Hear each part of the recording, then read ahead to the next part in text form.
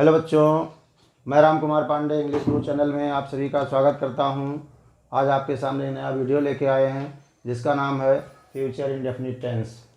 तो आज हम सिखाएंगे कि आप अंग्रेजी फ्यूचर इंडेफिनिट टेंस में कैसे बोलें, how to speak English in future indefinite tense.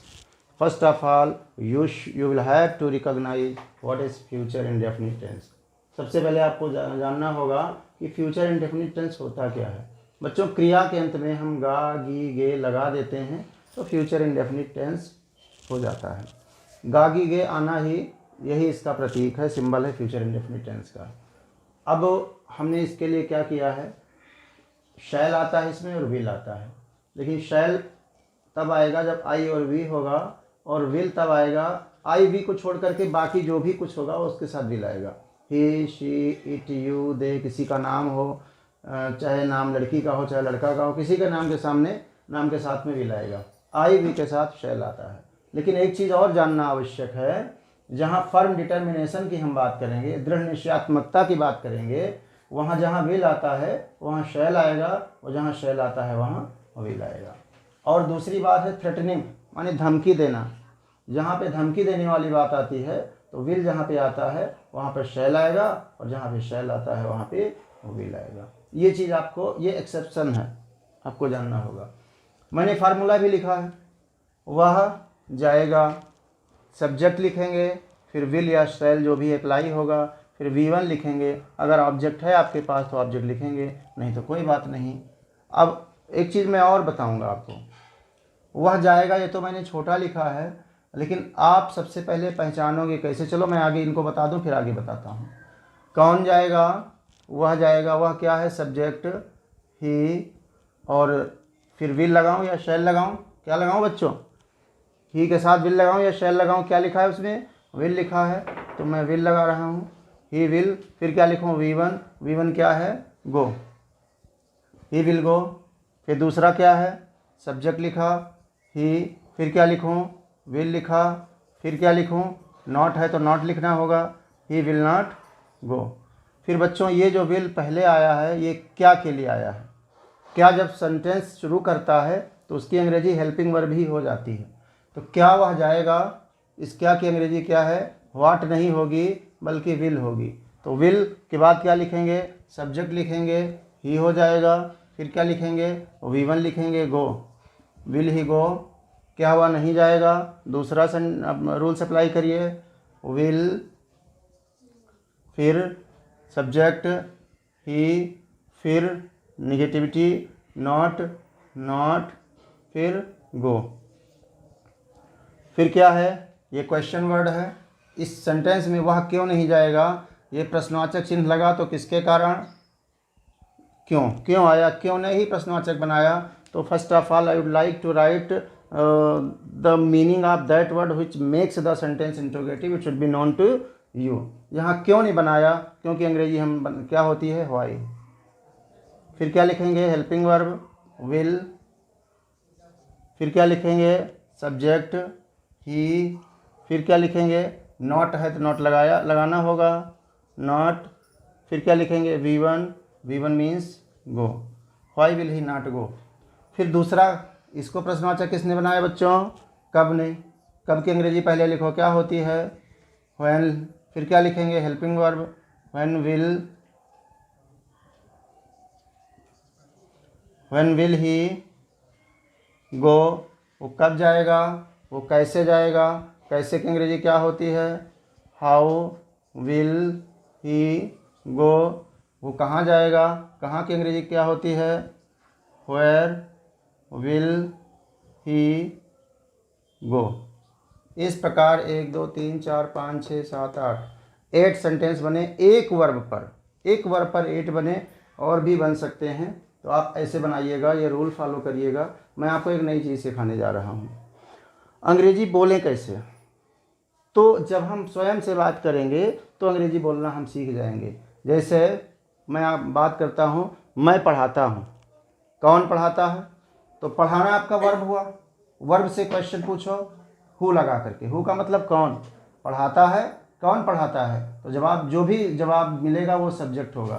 तो मान लीजिए कि R.K. पांडे, राम कुमार पांडे पढ़ाते हैं, कौन पढ़ाता है? राम कुमार पांडे। मैं लिखता हूँ, मैं पढ़ाता हूँ। मैं क्या करता हूँ? मैं पढ़ाता हूँ। अब पढ़ाता हूँ या पढ़ाऊँगा, हमारा लहजा जैसा होगा वैसे क्वेश्चन। पढ़ाएगा, कौन पढ़ाएगा? वर्ब से क्वेश्चन पूछोगे, मान लीजिए वर्ब पढ़ाएगा, कौन पढ़ाएगा? जवाब मिलेगा मैं, राम कुमार पांडे पढ़ाएगा, अथवा मैं पढ़ाऊँगा। तो मैं की जगह आई। अब मैं क्या करूँगा? मैं से क्वेश्चन पूछो, मैं क्या करूँगा? तो जवाब मिलेगा पढ़ाऊँगा। आई के साथ क्या आता है? पढ़ाना में गागी के आया, तो आई के साथ क्या आता है? शैल आता है। आई शैल टीच। मैं क्या करूँगा? मैं पढ़ाऊँगा। ओके, मैंने क्या लिखा? वर्ब में क्या लगा के क्वेश्चन पूछो, मैं क्या पढ़ाऊँगा? जो जो मिलता जाए इसमें जोड़ते जाओ। मैं पढ़ाऊँगा, आई शैल टीच। क्या पढ़ाऊँगा? जवाब मिला इंग्लिश पढ़ाऊँगा। ओके, फिर क्या वर्ब में हुम लगा, हुम माने किसे। मैं पढ़ाऊँगा, क्या पढ़ाऊँगा? अंग्रेजी पढ़ाऊँगा। पढ़ाऊँगा, किसे पढ़ाऊँगा? To the students. ये जोड़ते चले जाओ। कौन क्या करेगा? तो मैं पढ़ाऊँगा, क्या पढ़ाऊँगा? अंग्रेजी पढ़ाऊँगा। किसे पढ़ाऊँगा? स्टूडेंट्स को पढ़ाऊँगा। कहाँ पढ़ाऊँगा? In the class.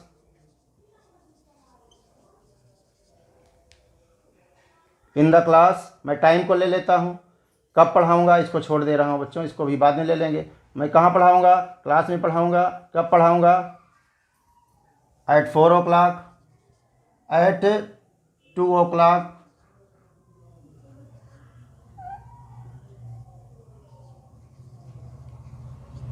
Eight 2 o'clock।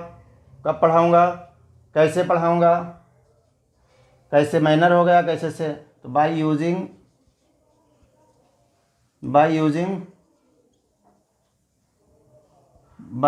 Tense. By using कौन tense? Future indefinite tense.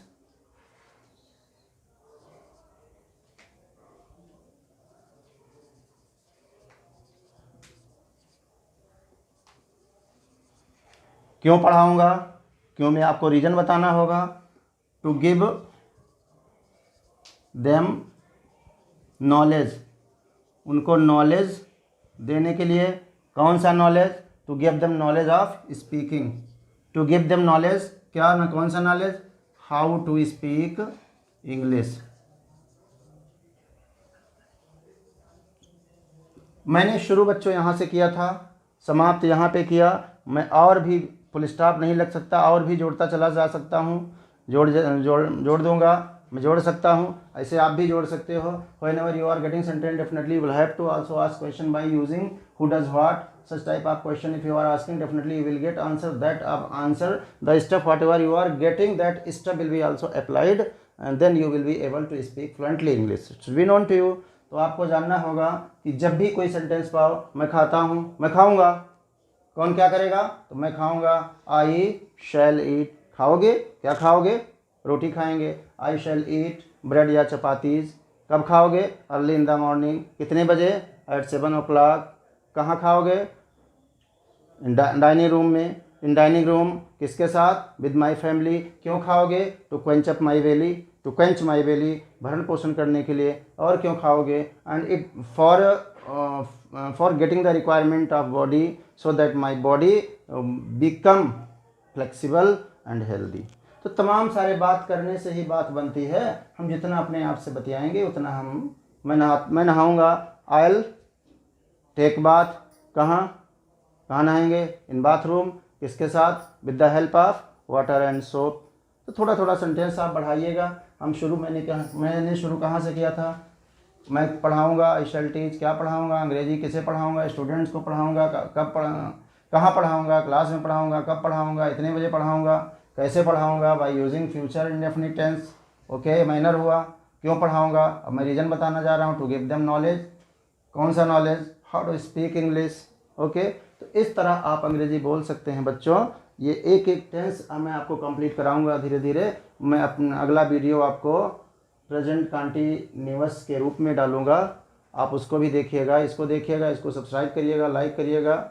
Okay, thank you for watching.